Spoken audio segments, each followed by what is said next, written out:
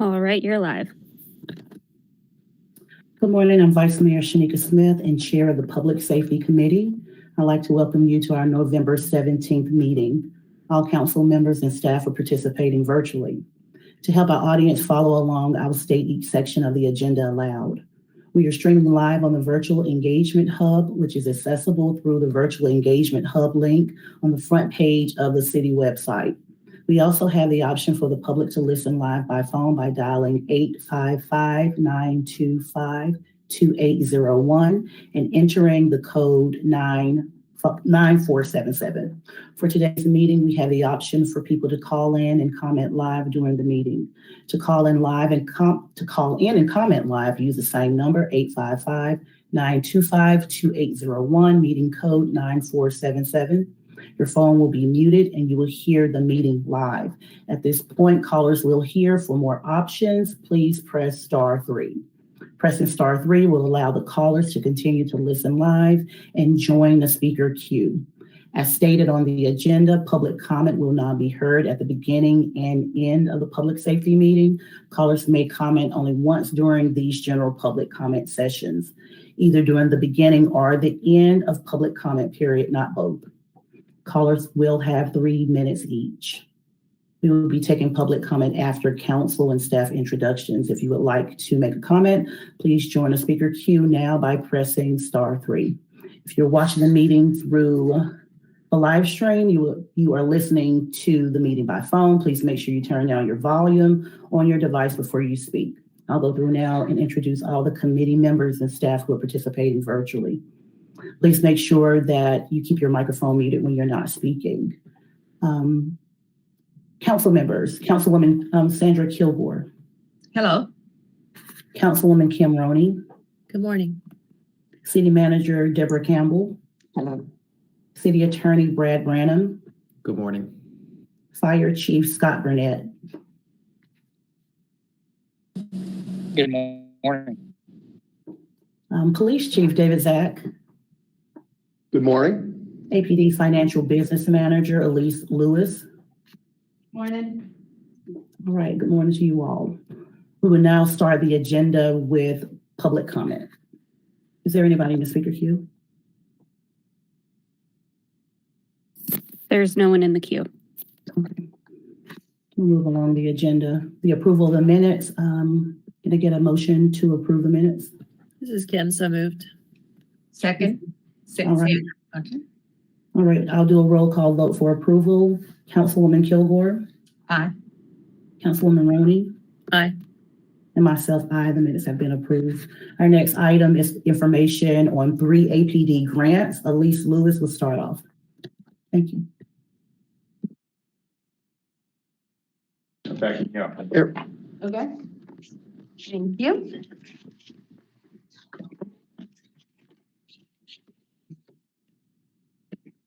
All right, good morning. This is Elise Lewis, Financial Business Manager for the Asheville Police Department. We are looking to apply for additional years of funding for 3 of our existing grants. That would be the Bike Safety Grant, the JAG Grant, and the Bulletproof Vest Grant. So basically our takeaways today are that we're requesting to apply for an additional year of funding for these 3 grants, and they support APD related needs, including our motorcycle safety program, our officer overtime pay, and the purchase of bulletproof vests for sworn personnel. Only one of these 3 grants requires matching funds. It's a 50-50 match, and that we've already included that in our current operating budget, and that's the Bulletproof Vest Grant. Next slide.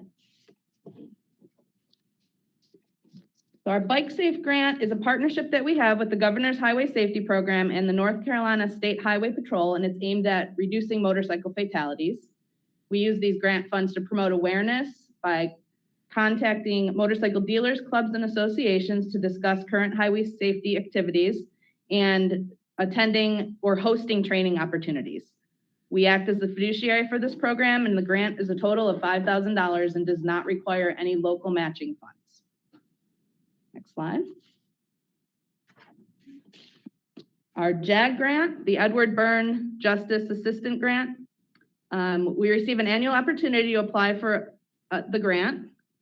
We've been determined to be eligible to receive $76,873, which we split with the Buncombe County Sheriff's Office. Our portion is $60,035, and the Buncombe County Sheriff's Office portion is $16,838. This year we're asking to use the funds to help pay for overtime for our police officers. And the Buncombe County Sheriff's Office is using their funds to purchase protective gear such as helmets, goggles, and gas masks. And this is 100% funded by the grant. There's no matching component for APD. The Bulletproof Vest Grant, we receive an annual opportunity to apply for this grant as well. We've been awarded preliminarily $30,870, which requires a match from the city of the same amount. It allows us to buy 84 bulletproof vests over the 2-year life of the grant. The $30,870 is already included in our adopted budget.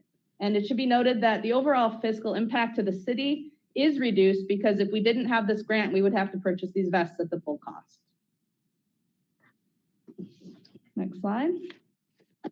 Just some historical perspective of the Bulletproof Vest Grant, since this is the one that the city has to match funding with. Back in 2018, that 2-year grant was a $32,407.50 match. We purchased 88 vests, 50 of which were for expired vests on current officers. There's a 5-year expiration date on each vest. And we outfitted 38 new hires with their vests. In 2019, we had a $25,219.31 match that we had for the grant. We purchased 65 vests, 34 expired, and 31 new hires. We're currently spending the money for the 2020 grant, which was $35,280 with the match same the city. We're allocated to purchase 90 vests, and to date we've purchased 15 that have been partially reimbursed to us at 50%. When we applied for the grant, we had 76 vests that were slated to expire during the grant period. 29 of those officers have since left APD, and since these vests are uniquely fitted to each officer, we can't reuse any of the vests by officers that have left. So we may not utilize all of the funds of this grant. It's going to depend on how many new hires we have. So if we don't use the funds, the money just goes back into the general fund, and we just don't take the money for the grant from the grant. The one that's pending council approval at this point is a $30,870 match. We're slated to purchase 84 vests during that 2-year period, and in that period, 63 of the vests will expire during the grant period, and then the remainder will be used to outfit new officers. So again, the key takeaways, next slide. We're looking to apply for the additional year of funding for these 3 grants: the motorcycle safety program, the overtime pay, and the bulletproof vests. And only one of them requires the matching funding that's already in our current budget. And the requested action, next slide, is to move these grants forward to full council for approval. Thank you, Elise. Any questions from the committee? This is Kim. I have a couple questions. So can we go back to the JAG grant? What percentage of our overtime is this grant covering? So we're applying for the overtime, the grant to pay for overtime when we're doing for officers that are working to cover shifts, and also for officers when they go into special operations down in neighborhoods. So 100%. So we don't have 100% of it's going towards overtime. That's all we can use it for, because that's what we put when we applied for it. Do we have a projected overtime for this fiscal year? We're about, halfway through. That has been very difficult to determine just because of the levels of staffing and the changes that we've had to deal with, but also we have had to have an ever-changing amount of overtime as it relates to our telecommunicators and the merger and so forth with the county. So those numbers are very hard to predict at this point, what percentage of overtime we'll have this year. It's just a very fluid number right now and very difficult to estimate. Understood.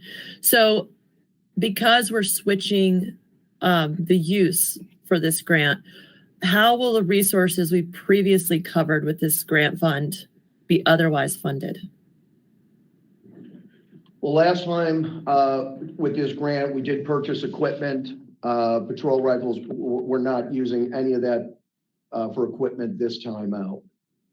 So last time, again, it was more, the grant funds were dedicated towards equipment, and we're not doing that at this time. Everything is going towards staffing needs. Okay, and then going to the vests. So these are very broad numbers. So when I broke it down by vest number in 2018, that was about $736 per vest. 2019 breaks down around $776 per vest. I understand there's like other costs, like maybe shipping or taxes or something like that. In 2020, that broke down to $784, and in 2021, it's back down to $735. Are we purchasing a different kind of vest? Is there a reason that the cost seems to have gone down? We, right now, we had a bid put out that they were awarded the vests for $735 per vest. That's where you're getting that number from.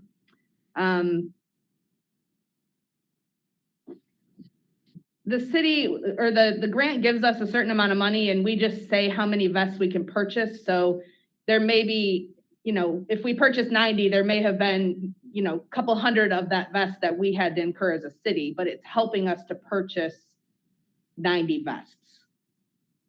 So I'm not sure I'm explaining this correctly. So I guess my question is around the quality of the resource. If it would make sense to me that when we have inflation and the cost going up, so it was a flag to me that the cost went down. And so I wanted to make sure we weren't purchasing a lower quality item. No, the vest has not changed over the last at least 3-4 years that we've been doing this. Okay. And so then when I look at 2020, so just to clarify, my understanding is that if we don't use the budgeted funds, that amount will go back to the general fund. Correct. And additionally, can you confirm that we purchased 29 vests we will not be able to use? No, we have not purchased them. When we apply for the grant, we have to tell them how many vests are slated to expire in that coming 2-year period. So when we applied for this vest, we told them we had 79 that were going to expire. 29 of those officers have since left. So we won't have to purchase those 29 vests. I see. So we may not use all of the grant money for that year. Thank you. And so we have only purchased 15 to date. So that leads to my follow-up question. How many new hires do we have so far in this fiscal year? And do we have any projections for staffing for the remainder of the fiscal year? Yeah, so I believe that we have 9 that are going to graduate, or they took the state exam today. I think there's 9 coming out of this current BLET class. We're slated to do 13 to 15 in the January class.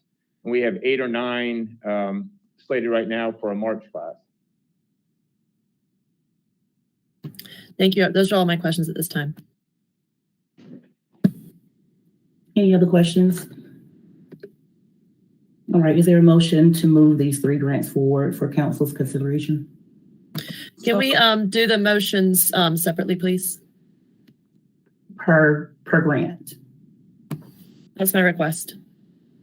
Okay, so is there a motion to move the motorcycle safety program grant forward?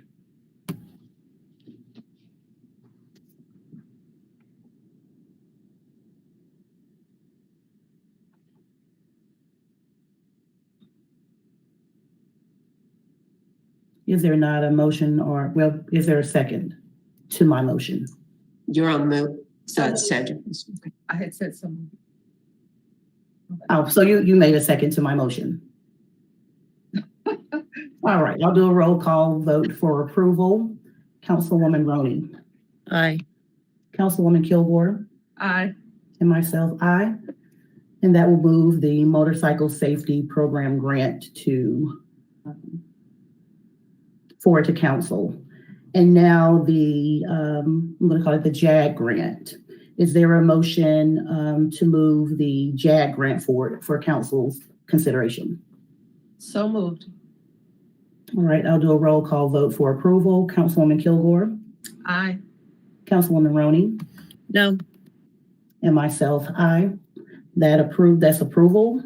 And that'll move forward to council for a later consideration discussion. Vice Mayor, I'm sorry, who was the second on that one? Sandra was the second. Okay. And Roney was an A vote. All right, the Bulletproof Vest Partnership Grant. Is there a motion? So moved. All right, is there a second? I'll make a second there. With a motion and second, I'll do a roll call vote for approval. Councilwoman Kilgore, Aye. Councilwoman Roney, No. and myself, aye for approval. Thank you. All right, our next item is an update on requested information regarding traffic stops from Chief David Zach.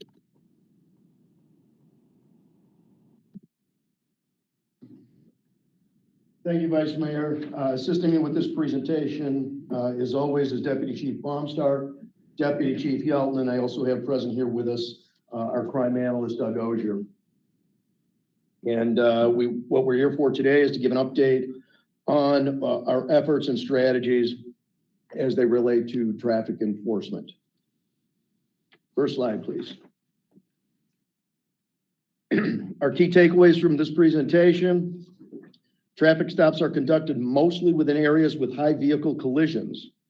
Community requests and rates of violent crime also influence where our traffic stops are conducted. Traffic stops and subsequent enforcement actions have declined significantly since 2019, including vehicle regulatory violations. Most traffic stops result in either no action taken or a citation. Less than 5% of all traffic stops result in an arrest. Along with reprioritizing traffic stops related to safe movement violations, APD is developing a voucher program as an alternative for vehicle equipment violations. Next, please. What this graphic illustrates is where you see the red lines. This is where our traffic collision areas occur. That's where the collisions are. The shaded areas represent where our enforcement efforts take place. So from this graphic, you can see that most vehicle collisions and traffic stops occur in clusters along the primary traffic corridors. 60% of our collisions and 60% of our traffic stops. These clusters of collisions and traffic stops align 80% of the time. So in other words, 4 out of 5 times a traffic stop is conducted, it's in an area where vehicle collisions are occurring. Next slide. The remaining 20% of the time, traffic stops are conducted in areas where the public has requested accident reduction measures or near violent crime areas. Our public request areas most common: New Leicester Highway, Kimberly Avenue, Charlotte Street, Montford Avenue, McDowell Street. That's where we get a lot of public requests. And our violent crime areas where there's high rates of victimization are in Bartlett Arms, Livingston, Erskine, and Piscataway. Again, the dark shaded area is our high violent crime, high victimization areas, and the lighter shaded areas are where we get our requests for enforcement, for increased enforcement. Next, please.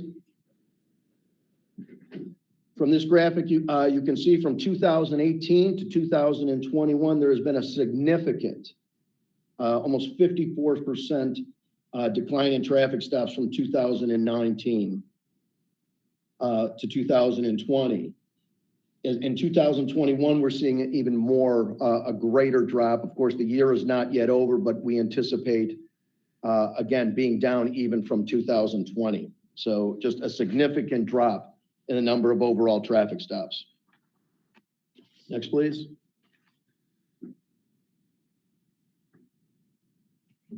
Again, from January 18th to October of 21, another significant drop, not only in stops, but also in citations. From 2019 to 2020, there was a 62% decline in the number of traffic citations issued.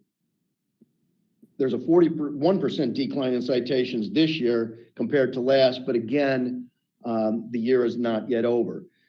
This is something that we're very concerned about, that the reduction in traffic enforcement efforts will result in a negative human impact on our streets and highways. In other words, the question is, will increased traffic fatalities and significant physical injuries be the result of the reduction in enforcement? So that is something that we're very concerned about. Next, please. Again, we're looking at the period of January 2018 through October 21st, and these are traffic stops by race. So you can see those numbers are fairly consistent from 2018 to 2021. Next, please. These are our types of traffic stops. This isn't necessarily our terminology. This is terminology that comes from a 2020 academic study that was performed by UNC Chapel Hill, and they were using data from Fayetteville, North Carolina. So they're not our terms, they're the terms they use, but just to illustrate what we're doing and how we do it and why we do it, we'll use their terminology. Safety stops. These include violations of speed limits, stoplights, driving while impaired, and your basically safe movement violations or stops. Investigatory stops include explicit investigation, unspecified rationales, that's their term, not ours, and discretionary seatbelt enforcement, again, according to the study. Economic stops, or what are commonly referred to as regulatory stops, include not carrying insurance, expired motor vehicle registrations, and equipment malfunctions. Chief, could you define unspecified rationale? I know it's not our language, but if we're moving in that action, I want to know what it means. Yeah, what they're calling and what they're referring to as unspecified rationales. These are what's reported to the State Bureau of Investigation, and they call them just other motor vehicle violations, which include no driver's license, suspended license, and stops where the purpose was only listed as other. Just to provide context on that, there have been over 26,000 of those stops made since 2018, and only 348 would go into that category of other. So we're not exactly sure what those are. We would have to go and do a deep dig into the data to determine why those stops were listed as other. So again, it's not our terminology, it's how they defined it. I don't know if that helps or not.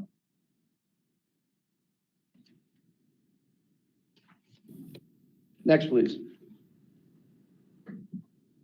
What this graphic shows is that APD does not prioritize economic stops. APD prioritizes safety stops. When you look at the safety stops and the investigatory stops, they account for over half or almost double the amount of stops that would fall into the category of economic. So we do not emphasize regulatory stops. You can see by a wide margin, safety stops and moving violations are of our primary concern. Next, please. I think there's a common misconception, when we see the police with a vehicle pulled over at the side of the road, that a citation is issued. That is not the case. And more than 50% or almost half the stops that we make, we're merely issuing a warning to the driver. A citation is issued in less than half of those stops.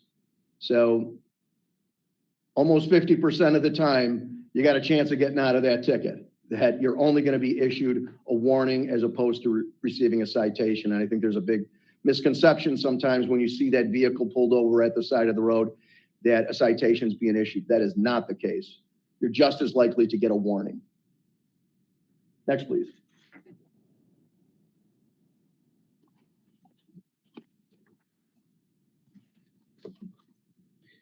This graphic, again, is just to show enforcement action on those economic stops and just the racial breakdown on those enforcement actions. Next, please. Same thing, these are our safety stops and the racial breakdown on those types of stops and the race of the driver. Next, please. These are investigatory stops. And what an investigatory stop really is when we get a call of attempt to locate, be on the lookout notice, a vehicle may be stolen that we're looking for, or a subject with an outstanding warrant. That's what would define an investigatory stop. And you can see the racial breakdown in this particular graphic. I'd like that. These stops only make up, and again, these stops only account for 10%, less than 10% of all traffic stops. Okay, I'd like to ask a question. Please, Zach, Captain Zach.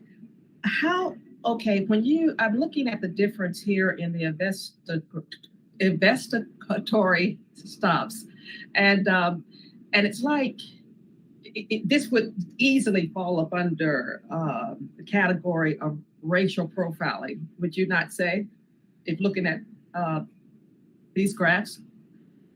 Again, when we get an attempt to locate would be, we would get a 911 call looking for an erratic driver. That'd be something that would called in to us.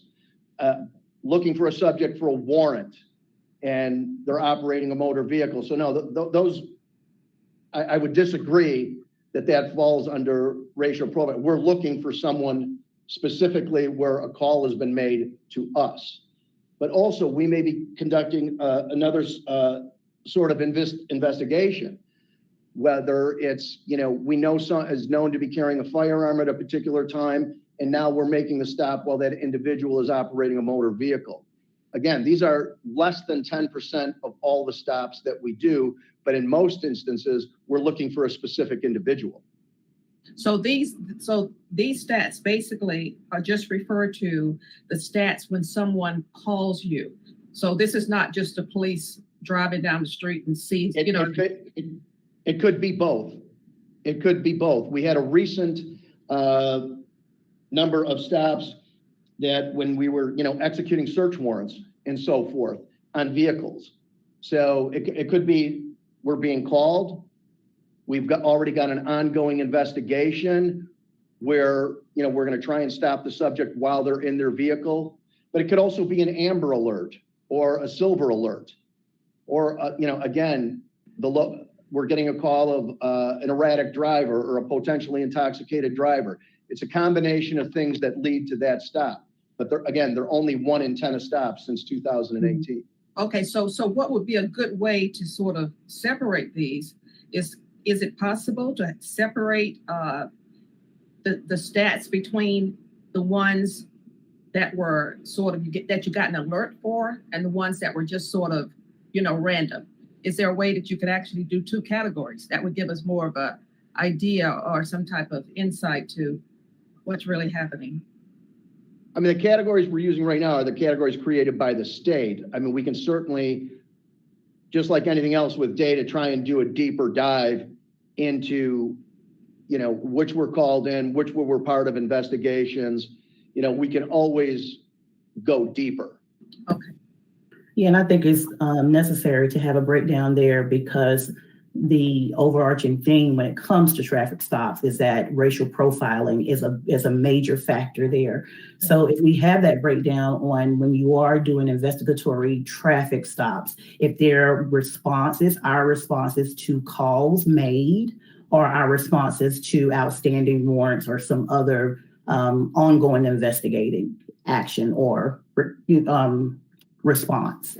I think that's very important for the public to hear and know. Yes, exactly. We can do that. Thank you. Next slide, please.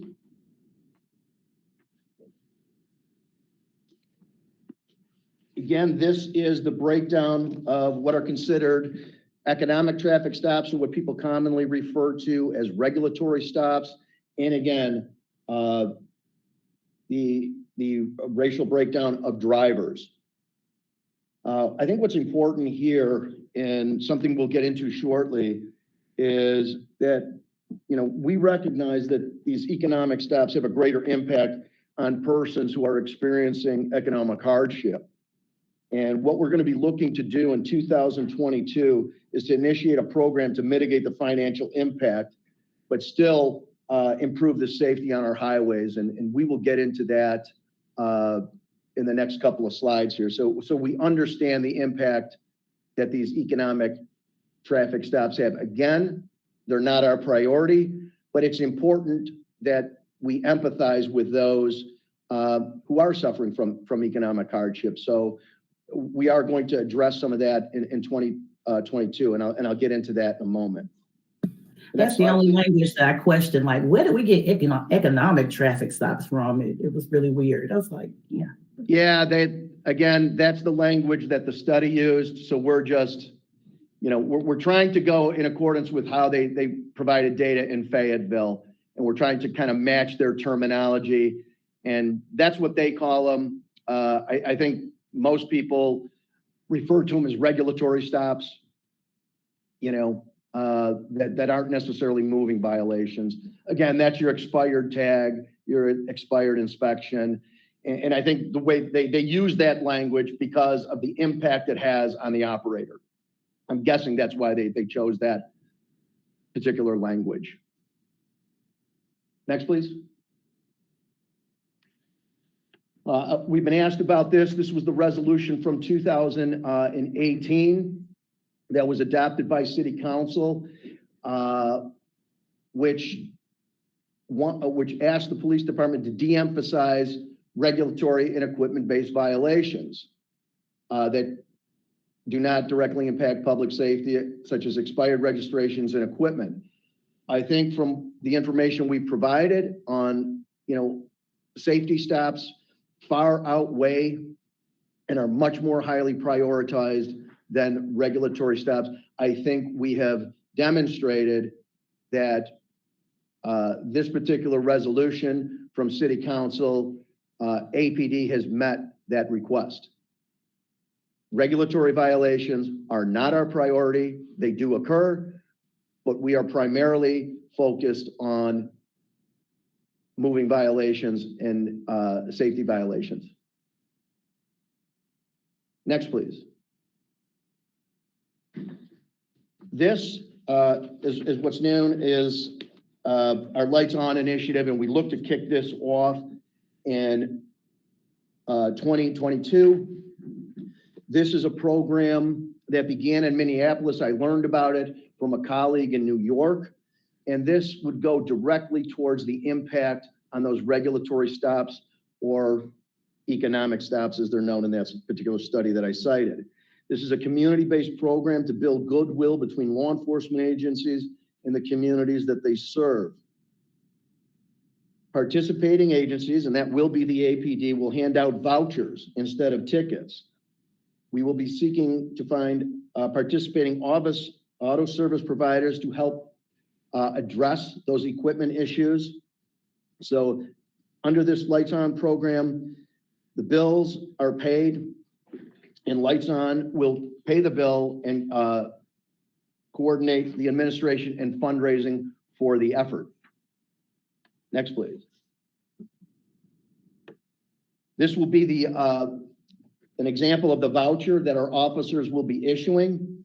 So under the program, officers on traffic stops where we have a lighting defect, rather than cite the driver, we will give the driver a voucher in order to get the lights repaired, and each voucher provides up to $250 to the operator of the vehicle to get their equipment fixed. Next, please. The benefits of the program, obviously, safer cars on the road and hopefully fewer accidents to investigate. The police officer will be offering a solution that is a restorative solution rather than a punitive one. Hopefully, this will result in better community relations by turning a traffic stop into a positive experience. Next, please. Benefits to our community, same thing. Safer cars on the road benefit us all. By preventing tickets, this program has the potential to stop the downward spiral affecting employment and financial stability. If you go on to that link, you can see some testimonials from people who've been impacted by the program and what a difference it made in their lives to receive and how they felt when an officer provided the solution rather than just punitive action, that it goes over very well in the community. And again, especially with people who are dealing with financial hardship. Next, please. The benefit to service, auto service providers and donors. It's just an opportunity for a business to give back to their neighborhood, to bring new business to the provider. And also just the satisfaction that comes from making an impact and helping out persons in your neighborhood who need it most. And statistics show that 1 in 3 voucher recipients has a household income less than $30,000. So it's just a way to give back for auto service providers to give back to the community. Next, please. Oh, one more. So in summary, APD takes a data-driven approach to traffic enforcement and focuses efforts within areas with high volumes of collisions, community outcry, and where violent crime is occurring. Traffic enforcement has declined significantly over the past 2 years, and over half of all traffic stops conducted are safety stops. A majority of traffic stops result in no action being taken, and less than 5% of traffic stops result in an arrest. APD will continue to reprioritize safety stops and is seeking a voucher program as an alternative for vehicle equipment violations. Questions? Yes, this is Sandra, and Chief Zach, I have a couple of questions. Okay, first of all, I'd like to know on slide 10, when you talked of you were speaking of the type of traffic stops, slide 10, and you said when we see this a lot of times, only less than half of them are actually getting citations. You know, most of the time they're warnings. And I'm just wondering what type of, as far as training for the police, how do they decide who gets a ticket and who gets a citation?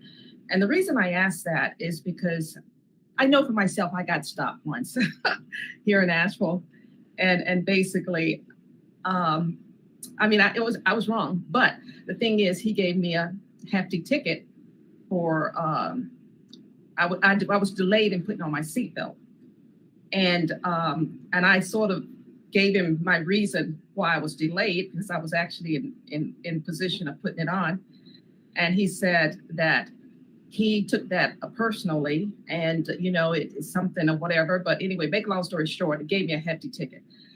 And to me, I felt that because of my situation, that could have easily resulted in a it should have been more or less like a what do you call a warning as opposed to a ticket. So I'm just wondering how do they decide, because basically, by having these options with no type of guidelines, it still could be more or less a racial thing, easily looked at as a racial thing, especially if you look at the percentage of people that are ticketed, and if you broke it down to how many of the ones that are ticketed, what is the percentage that were minorities and what was the percentage, you know, that was white. First off, to address, I mean, each officer has discretionary authority.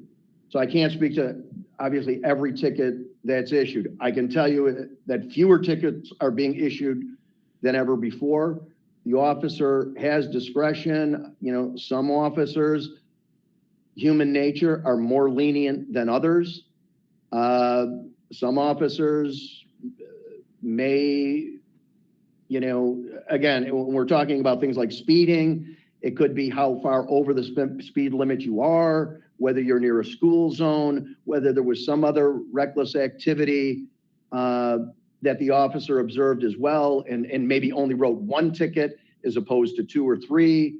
Sometimes you'll have a situation where, somebody went through a red light, but also had an equipment violation. So I know personally, I said, hey, I'm going to give you a break on the red light, but I'm going to write you up for the tail light. So there's just a lot of latitude for the officer. I think more often than not, most officers on a seatbelt violation, it's probably split. Some will give a warning, some won't. It's really dependent in large degree on the officer's discretion. Speaking specifically as well towards seatbelt enforcement, there are several times a year where there are dedicated campaigns where seatbelt enforcement is the priority of that statewide campaign. As an example, we're about to kick off a holiday click it or ticket campaign here in North Carolina again. So during those times, it's probably a little bit less likely that the person gets a warning for that specific targeted violation versus getting an enforcement action. And one of the realities of human behavior is that most people do have, at least in their own mind, a valid justification for whatever it was they were doing at that moment that was the law, whether it's speeding, but they've got a good reason in their mind why they were speeding. Some people, they don't have the seatbelt on, and there's a valid reason why they didn't have it on at all, or maybe they didn't have it on just yet. And the nature of law enforcement work is that over time, people can become less and less, accepting of a lot of extraneous justifications. So you do have times where people will get an enforcement action, despite the fact that they believe they have a very valid justification for the fact that they were in compliance at the time. Okay, and I have one more question. Okay, I was just wondering, Police Zach, I noticed that there was a large reduction, like you said, in actual tickets and citations that were written. So that basically results in less revenue for the police department. And I was just wondering, how has that affected your operating budget, or does it not, or how exactly does that work? And the reason I ask that, because, people always say, during Christmas time, policemen, they try to get their bonuses in or whatever, they write more tickets. And I'm just wondering, do you have those type of programs that are in effect? And how does that work and affect your budget? Absolutely not. The number of citations issued has nothing to do with the police budget. We don't fund the police department by the number of citations issued. So to answer your question, there is no effect on the APD budget, whether we write 10,000 tickets or whether we write 100 tickets. Does the revenue affect the city? Yes, of course it does. But that has nothing to do with the police department budget. So the Christmas bonus things that we've been hearing for years, is that not true? I am completely unaware of that bonus. Okay. I know Deb's laughing because I know she's heard it. So. We have absolutely no quotas whatsoever. Officers are not evaluated on their productivity as it relates to vehicle enforcement. Obviously, if we have an officer who's out there writing no tickets, that's an issue. But at the same time, we don't want officers that being their sole activity. So it's a balancing act of what our expectations are, but there is no magic number that you have to reach. 0 is not the right number, but 100% of your activity related to traffic enforcement, unless you're in a traffic enforcement unit, that's not good either. Thank you. This is Kim. I have a question in general about slides 11 through 14. But if we could go ahead and move to 14, I'll reference it from here. Is it possible, when we're looking at the type of stops, to get a breakdown on the drivers that are local to Asheville, local to Buncombe County, from the state of North Carolina and from out of state? Again, that's a deeper dive into the data, and I think, oftentimes, we get asked about the citations or the stops as they relate to population of the community, and that's an incorrect measure. We have a very large commuter population. We have a very large tourist population that really drives, so while we may have 90,000 plus residents, we're looking at an extra 60 to 70,000 drivers daily who are coming from other areas. Have we pulled all that out to see where they're all coming from? No, we haven't, but we can certainly, especially when we're talking about, you're talking about thousands of traffic stops that we'd be looking at. I think it's much easier to do that with the investigatory stops. Where are people coming from? But that's a heavy lift for our analysts to just try and parse that data out. And then, of course, you have to assume that the driver's license information is correct. And we know that's not always the case either. People don't renew. People don't notify the DMV when they change addresses. So I think that data might be corrupted just a bit as well. So it's a very difficult, not impossible, but it would be a lot of work for our crime analysts. And of course, we want them primarily working on violent crime and where our victim population is being affected most. I guess it's not impossible. Okay, so that's why I was asking about specifically slide number 14, understanding that this is a smaller number of the stops, but is still disproportionate based on the population. If we had a look at how many folks were local to the city, the county, North Carolina, and beyond. I'm asking this because I'm hearing a common refrain, being that we are a tourism industry. The refrain is, come on vacation, leave on probation. And so I would like to know, how many folks are being stopped that are visiting because their license plate is from out of town. That is another concern that I hear. So it would help if we are looking at the narrative of whether or not it's related to our local population or a larger group. Fair enough, but again, I think if we go back to slide 6,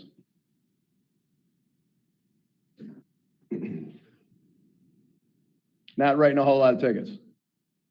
So traffic enforcement and citations issued is down 60 some odd %.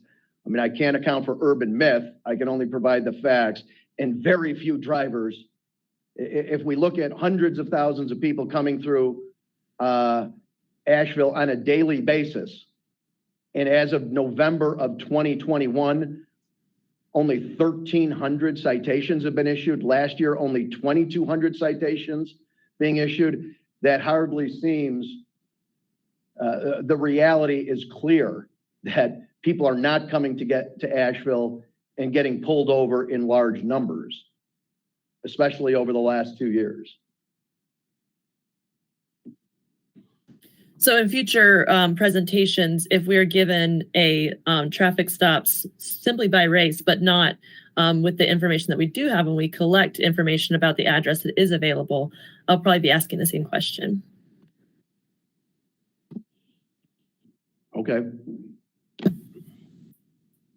Yeah, and I kind of feel that even when we were talking about the investigatory stops, I know that we're not making as many stops, and they only reflect, the data today that you're sharing only reflect only 10% of whatever number you said.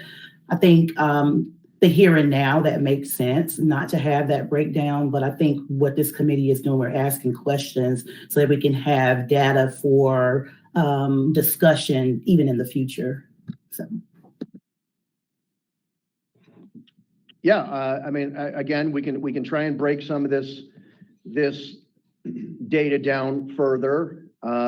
We will attempt to do that, but again, these stops are occurring in areas where there are high levels of victimization, and that's where we operate. And we can change the number by operating in areas where there's no levels of victimization. That'll change the number too.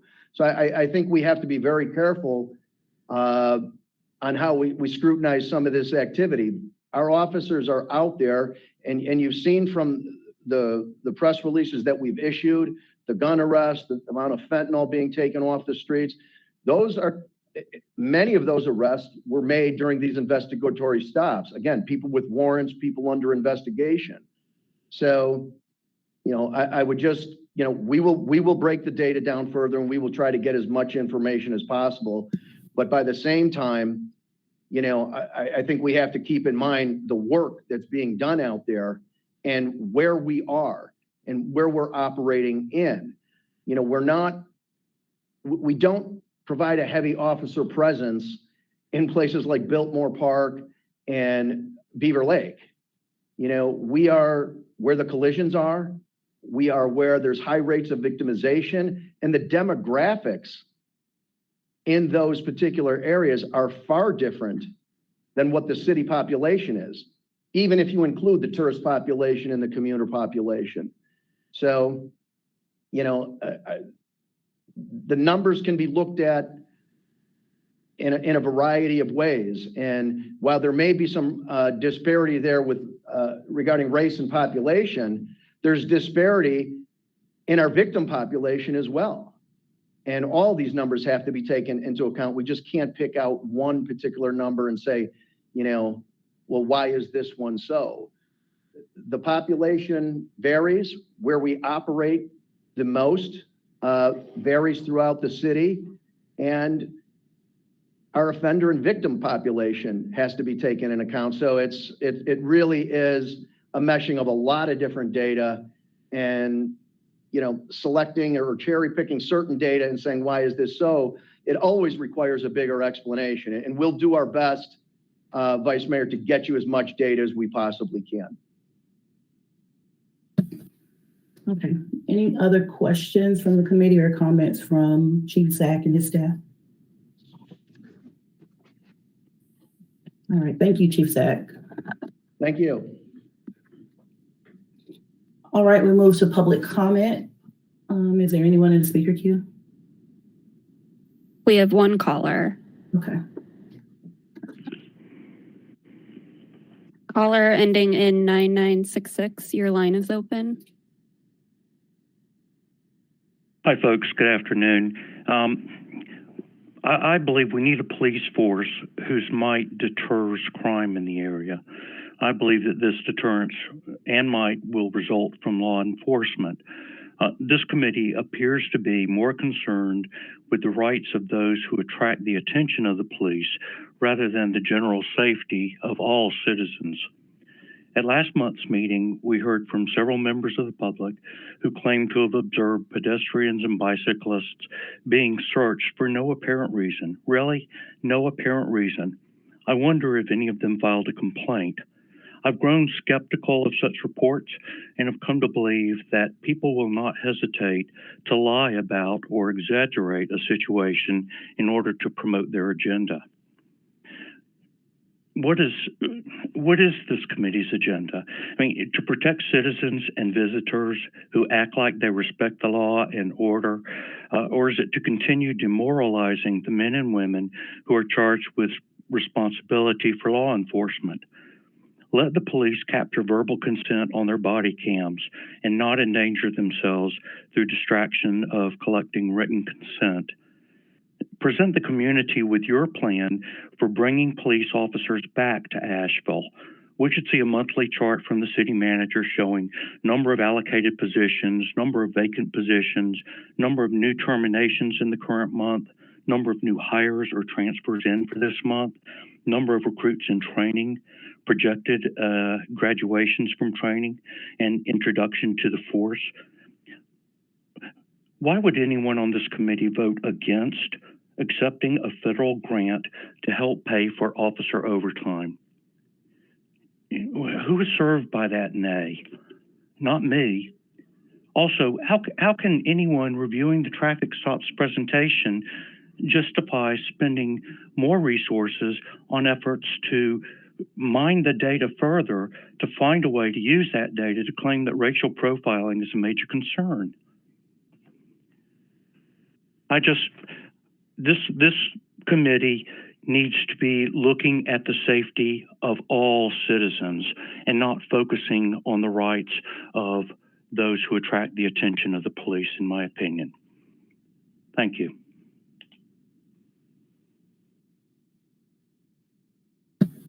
That was our only caller. All right, are there any more comments from the committee? All right, we'll adjourn the meeting and I'll see you all. When is our next meeting? Do we have that scheduled yet? So it would be December 28th, but I think everyone would probably want to reschedule that. I'll see y'all in 2022 if we can do that, if it's okay with the committee, if nothing comes up that's pressing. Our next meetings will have cover information, forthcoming meetings, we'll have information on the written consent follow-up, crime data, abandoned vehicle ordinance. Those are upcoming, but if the committee would agree, it'd be nice to see you all the new year. Okay, sounds good. Committee. We appreciate that, and we will provide you all with information about that specific date in January, as well as which items that you have listed will be on the January agenda, because I don't think that we want to have all of these on the January agenda. Yeah. Okay, thank you. All right, you all. I'll see you all in the new year. Happy holidays. Happy holidays. Bye-bye. Thanks. Bye-bye.